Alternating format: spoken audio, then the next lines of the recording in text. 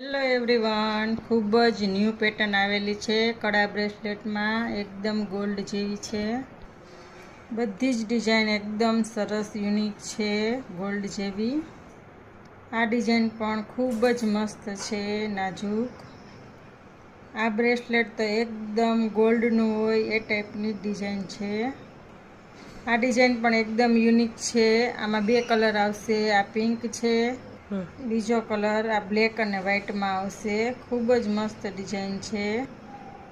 આ બ્રેસલેટ પણ એકદમ સરસ છે, ન્યૂ ડિઝાઇન.